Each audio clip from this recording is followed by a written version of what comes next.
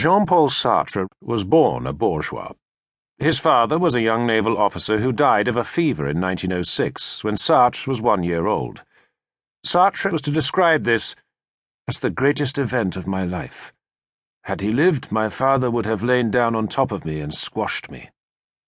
Having been denied this Oedipal fantasy, Sartre claimed that he grew up with no sense of filial obedience, no superego, no aggressivity.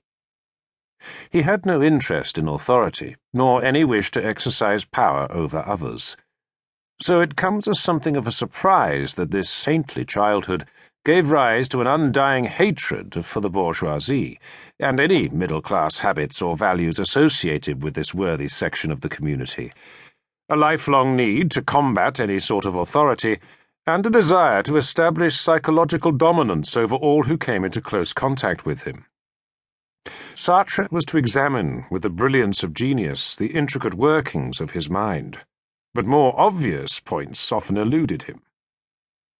Sartre's mother, Anne-Marie, along with her saintly infant, returned home to live on the outskirts of Paris with her father, Karl Schweitzer, uncle of the African missionary Albert Schweitzer. Grand-père Schweitzer was a typical French patriarchal figure of the period. He dressed in elegant suits and a Panama hat. His word was law in the otherwise entirely female household, and he was constantly unfaithful to his wife. In his autobiography, Les Mots, Words, Sartre remembered him as a handsome man with a flowing white beard who was always waiting for the next opportunity to show off. He looked so much like God the Father that he was sometimes taken for him. Here, surely, was a super-ego straight out of central casting. But Sartre refused to acknowledge his grandfather in this vacant psychological role. Young Jean-Paul and his mother were treated like the children of the household, and Sartre came to regard Anne-Marie more as a close sister than as a mother. Unlike the father figure that he claimed he didn't need, this mother-sister figure was to become an essential requirement for the rest of his life. Judging from all descriptions, including his own, Sartre appears to have had a blissfully happy childhood. Surrounded by doting females, young Jean-Paul's ego quickly expanded to make up for its lack of a superior element. As if sanctity were not enough, the child saint now declared to himself, "I am a genius." No one contradicted him. Even grandfather swept him into his arms and called him, "My little treasure." With characteristic obtuseness, Sartre was later to declare, "I hate my childhood and everything that survives from it."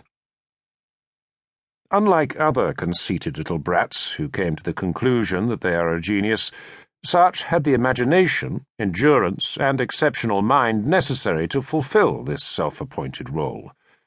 Young Sartre was soon filling exercise book after exercise book with long tales of knightly adventure and heroism. It was now that Sartre suffered from the accident that was to mark his appearance for life. While on a seaside vacation, he caught a cold. In those days, the medical profession had a respectability that far exceeded its actual ability, and the young boy's cold was allowed to develop disastrous complications. As a result, Sartre suffered from leucoma in his right eye, which led to strabismus and a partial loss of vision. In brutal, unmedical language, he now had a grotesque squint, with one all but blind eye left in a permanent oblique stare. But solipsism can soon overcome even such blemishes, and Jean-Paul's childish idyll continued. Then something really awful happened. His mother had the thoughtless effrontery to marry again. Jean-Paul was horrified. He was no longer the centre of Anne-Marie's attention, and the new Madame Moncey moved to faraway La Rochelle with her usurper husband Joseph.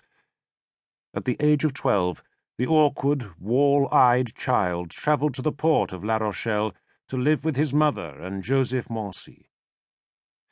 In Sartre's autobiography, written in his 50s, his 43-year-old stepfather is remembered with a